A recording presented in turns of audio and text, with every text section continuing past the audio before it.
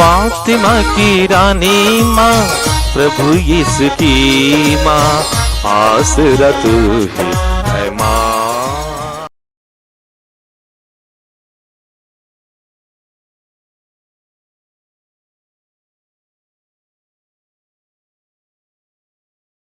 पहला पाठ नबी एरेमियस का ग्रंथ, अध्याय 20, पद संख्याएं 10 से 13 तक।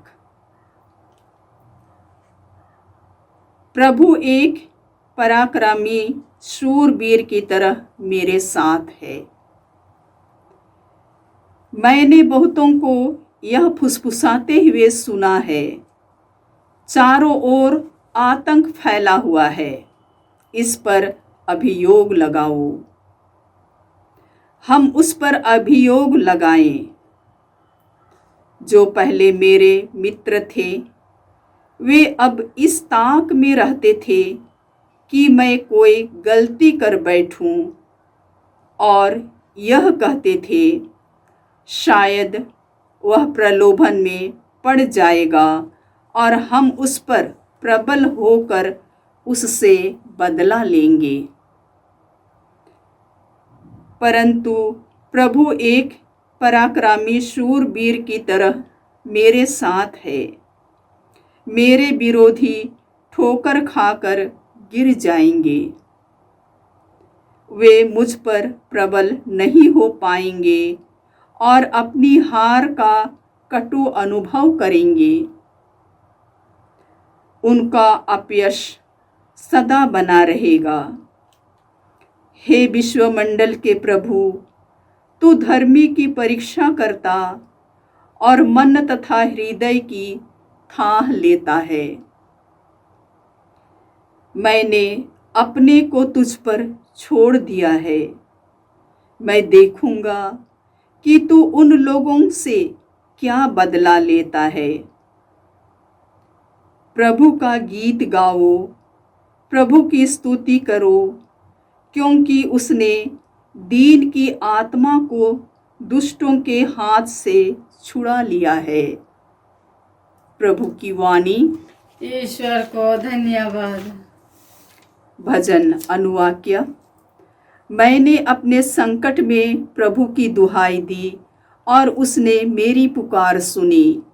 मैंने अपने संकट में प्रभु की दुहाई दी और उसने मेरी पुकार सुनी। हे प्रभु, मैं तुझे प्यार करता हूँ, तू मेरा बल है। तू मेरी चट्टान और मेरा गढ़ है। तूने मेरा उद्धार किया है। अनुवाक्य। मैंने अपने संकट में प्रभु की दुहाई दी और उसने मेरी पुकार सुनी। मैंने अपने संकट में प्रभु की दुहाई दी और उसने मेरी पुकार सुनी। वही मेरी चट्टान है जहाँ मुझे शरण मिलती है। वही मेरी ढाल और मेरा शक्तिशाली सहायक है। धन्य है प्रभु, मैंने उसे पुकारा और उसने मुझे शत्रुओं से बचा लिया। अनुवाक्य।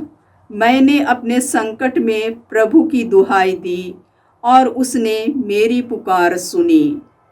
मैंने अपने संकट में प्रभु की दुहाई दी और उसने मेरी पुकार सुनी। मैं मृत्यु के भंवर में पड़ गया था। मैं विनाश की प्रचंड धारा में बह गया था। मैं अधोलोक के जाल में फंस गया था। मैं मृत्यु का शिकार हो रहा था। अनुवाक्य। मैंने अपने संकट में प्रभु की दुहाई दी और उसने मेरी पुकार सुनी। मैंने अपने संकट में प्रभु की दुहाई दी और उसने मेरी पुकार सुनी।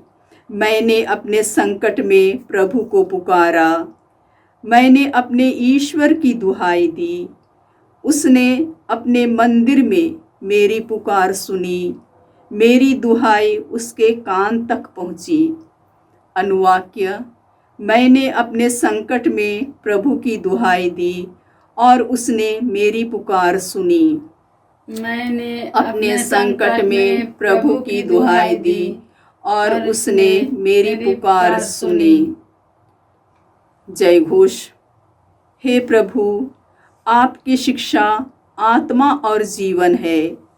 आपके ही शब्दों में अनंत जीवन का संदेश है। प्रभु आप लोगों के साथ हो और आपकी आत्मा के साथ। संत यूहन्ना के अनुसार पवित्र सुसमाचार। हे प्रभु, तेरी महिमा हो। अध्याय 10 पद संख्याएं 31 से 42 तक। यहूदियों ने यीशु को मार डालने के लिए फिर पत्थर उठाए। यीशु ने उनसे कहा, मैंने अपने पिता के सामर्थ्य से तुम लोगों के सामने बहुत से अच्छे कार्य किए हैं। उनमें से किस कार्य के लिए मुझे पत्थरों से मार डालना चाहते हो? यहूदियों ने उत्तर दिया, किसी अच्छे कार्य के लिए नहीं, बल्कि ईश निंदा के लिए हम तुमको पत्थरों से मार डालना चाहते हैं, क्योंकि तुम मनुष्य होकर अपने को ईश्वर मानते हो। यीशु ने कहा, क्या तुम लोगों की संहिता में यह नहीं लिखा है? मैंने कहा, तुम देवता हो, जिनको ईश्वर का संदेश दिया गया था। यदि संहिता ने उन्हें देवता कहा है और धर्मग्रंथ की बात टल नहीं सकती, तो जिसे पिता ने अधिकार प्रदान कर संसार में भेजा है, उससे तुम लोग यह कैसे कहते हो आप ईश निंदा करते हैं? क्योंकि मैंने कहा, मैं ईश्वर का पुत्र हूँ। यदि मैं अपने पिता के कार्य नहीं करता तो मुझ पर विश्वास ना करो, किंतु यदि मैं उन्हें करता हूँ तो मुझ पर विश्वास नहीं करने पर भी तुम कार्यों पर ही विश्वास करो, जिससे तुम यह जान जाओ और समझ लो कि पिता मुझ में है और मैं पिता में हूँ। इस पर उन्होंने फिर यीशु को गिरफ्तार करने का प्रयत्न किया, परंतु वह उनके हाथ से निकल गए। यीशु यरदन के पार उस स्थान लौट गए जहाँ पहले यूहन्ना बपतिस्मा दिया करता था और वहीं रहने लगे। बहुत से लोग उनके पास आए। वे कहते थे, यूहन्ना ने तो कोई चमत्कार नहीं दिखाया, परंतु उसने इनके विषय में जो कुछ कहा वह सब सच निकला। और वहाँ बहुत से लोग उनमें विश्वास करने लगे। प्रभु का सुसमाचार। हे क्रिस्त, तेरी स्तुति हो। यीशु क्रिस्त में प्रिय भाई और बहनों, आज का पहला पाठ नबी यिर्मयाह के ग्रंथ से है। अध्याय 20 पद संख्याएं 10 से 13 तक। इसमें हमने सुना, नबी का कहना है, मैंने बहुतों को यह फुसफुसाते हुए सुना है, चारों ओर आतंक फैला हुआ है, इस पर अभियोग लगाओ। हम उस पर अभियोग लगाए। जो पहले मेरे मित्र थे वे सब इस ताक में रहते थे कि मैं कोई गलती कर बैठूं, और यह कहते थे, वह शायद प्रलोभन में पड़ जाएगा और हम उस पर प्रबल होकर उससे बदला लेंगे। और नबी का कहना है, परंतु प्रभु एक पराक्रमी शूरवीर की तरह मेरे साथ है। मेरे विरोधी ठोकर खाकर गिर जाएंगे, वे मुझ पर प्रबल नहीं हो पाएंगे और अपनी हार का कटु अनुभव करेंगे। उनका अपयश सदा बना रहेगा। याद रखें, इसी तरह प्रभु यीशु का भी प्रलोभन हुआ है, परीक्षाएं हुई। प्रभु यीशु यरूशलेम की यात्रा पर थे और फरीसी लोगों ने, सदूकियों ने और हेरोदियों ने प्रभु यीशु की परीक्षा ली। संत मार्कुस के सुसमाचार अध्याय 12 में हम इसके बारे में पढ़ते हैं और संत योहन के सुसमाचार अध्याय 18-19 में हम लोग पढ़ते हैं कि यहूदियों ने प्रभु यीशु को पिलातुस के हवाले कर दिया। पिलातुस ने यीशु से पूछताछ की और 3 बार यह घोषणा की, मैं तो उसमें कोई दोष नहीं पाता हूँ, क्योंकि ईश्वर का मेमना अदोष होना है। यिर्मयाह ने जो अनुभव किया उसी से बड़ा प्रलोभन परीक्षाएं यीशु को झेलनी पड़ी और यीशु विजयी हुए। इससे हम क्या सीखते हैं? हर ईमानदार व्यक्ति को अन्याय तरीके से सहना पड़ेगा। बहुत सारे लोग उसे सताएंगे, उसको सहना है। और याद रखे, यिर्मयाह नबी ने अन्याय अत्याचार सहा। ईश्वर का पुत्र होने पर भी उनको बहुत सारे लोगों ने सताया, अन्याय अत्याचार सहा। इसलिए हमें दुखी नहीं रहना है, निराश नहीं होना है। इस दुनिया से जाने के पहले प्रभु यीशु ने हम सबों के लिए यह बताया, आश्वासन दिया, संसार में तुम्हें क्लेश सहना पड़ेगा, लेकिन याद रखो मैंने संसार पर विजय पाई है। और इसलिए आज के पहले पाठ के अंतिम में नबी का कहना इस प्रकार है, प्रभु का गीत गावो, प्रभु की स्तुति करो, क्योंकि उसने दीन की आत्मा को दुष्टों के हाथ से छुड़ा लिया है। हमें ईश्वर को धन्यवाद देना है, ईश्वर की स्तुति आराधना करनी है, क्योंकि प्रभु ने, पिता ईश्वर ने हमें यीशु को दिया है। यीशु हमारे लिए आदर्श पुरुष हैं। हम यीशु के पीछे चले। प्रभु यीशु ने हमें आश्वासन दिया है, बुलाहट दी है। जो मेरा अनुसरण करना चाहता है वह प्रतिदिन आत्मत्याग करे और अपना क्रूस उठाकर मेरे पीछे हो ले। और प्रभु यह हमको वादा करते हैं, धर्म में अनंत जीवन में प्रवेश करेंगे, हम यीशु के साथ रहेंगे। इसलिए आज के स्तोत्र में, स्तोत्र संख्या 18 में स्तोत्रकार का कहना इस प्रकार है, हे प्रभु मैं तुझे प्यार करता हूँ, तू मेरा बल है, तू मेरी चट्टान और मेरा गढ़ है, तूने मेरा उद्धार किया है। वही मेरी चट्टान है जहाँ मुझे शरण मिलती है, वही मेरी ढाल और मेरा शक्तिशाली सहायक है। धन्य है प्रभु, मैंने उसे पुकारा और उसने मुझे शत्रुओं से बचा लिया। मैं मृत्यु के भंवर में पड़ गया था, मैं निराश की प्रचंड धारा में बह गया था, मैं अधोलोक के जाल में फंस गया था, मैं मृत्यु का शिकार हो रहा था। मैंने अपने संकट में प्रभु को पुकारा, मैंने अपने ईश्वर की दुहाई दी, उसने अपने मंदिर में मेरी पुकार सुनी, मेरी दुहाई उसके कान तक पहुंची। ये सारे वचन प्रभु यीशु में पूरे हो गए हैं। इसलिए हम प्रभु यीशु में आनंद मनाए। अन्याय अत्याचारों को, दुखों को हम यीशु के मनोभाव से उठाए। हम ये कृपाएं मांगते हैं। आज के सुसमाचार में हमने सुना कि प्रभु यीशु से तर्क वितर्क करने के लिए यहूदी लोग आए। प्रभु यीशु ने उनको अच्छी तरह समझाया कि वे ईश्वर के पुत्र हैं। इसके पहले अध्याय 10 पद संख्या 22 से संत योहन इसकी पृष्ठभूमि देते हैं। उनका कहना इस प्रकार है, उन दिनों यरूशलेम में प्रतिष्ठान पर्व मनाया जा रहा था। जाड़े के समय था। यीशु मंदिर में सुलेमान के मंडप में टहल रहे थे। यहूदियों ने उन्हें घेर लिया और कहा, आप हमें कब तक असमंजस में रखे रहेंगे?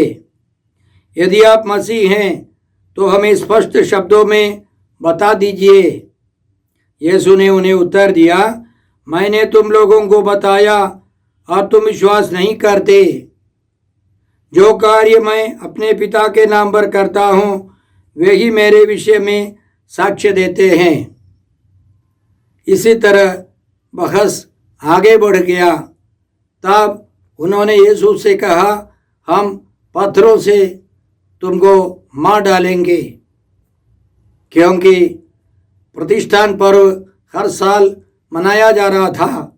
इसका कारण यह था कि मक्काबियों के पहले ग्रंथ अध्याय 4 पद संख्या 44 से हम इस प्रकार पढ़ते हैं।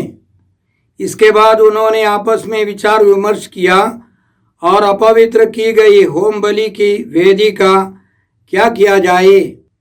उनके मन में यह अच्छा विचार आया कि वे उसे गिरा दे, जिससे वह उनके कलंक का कारण ना बने, क्योंकि विदेशियों ने उसे अपवित्र कर दिया था।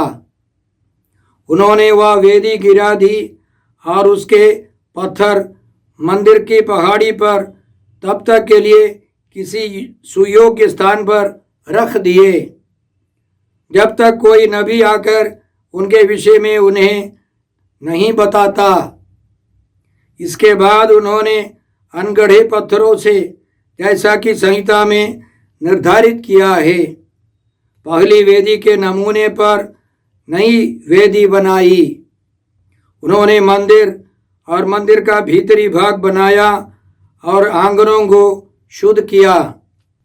फिर उन्होंने नई पवित्र सामग्रियां बनवाकर दीप वृक्ष, धूप की वेदी और मेज मंदिर में रख दी।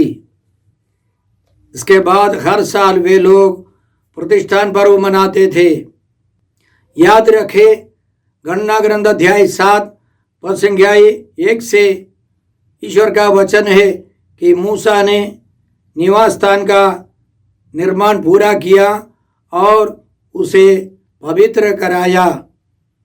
जब मूसा ने निवास का निर्माण पूरा किया तो उसने उस पर तथा उसकी समस्त आवश्यक वस्तुओं पर तेल लगाकर उनकी प्रतिष्ठा की। उसने वेदी तथा उसकी सारी आवश्यक सामग्री पर तेल लगाकर उनकी प्रतिष्ठा की। वह एक तंबू था। राजाओं के पहले ग्रंथ अध्याय 9 में हम पढ़ते हैं कि राजा सुलेमान ने एक भव्य मंदिर बनवाया और उसका प्रतिष्ठान किया, उसे पवित्र कराया। इसलिए संत यूहन्ना प्रकाशना ग्रंथ के अंतिम में अध्याय 21 पद संख्या 22 और 23 में इस प्रकार लिखते हैं, मैंने उसमें कोई मंदिर नहीं देखा, क्योंकि सर्वशक्तिमान प्रभु ईश्वर उसका मंदिर है और मेमना भी। यीशु मसीह ईश्वर का मेमना है। यीशु मसीह मंदिर है। नगर को सूर्य अथवा चंद्रमा से प्रकाश की आवश्यकता नहीं है, क्योंकि ईश्वर की महिमा उसकी ज्योति और मेमना उसका प्रदीप है। यीशु मंदिर है, प्रदीप है।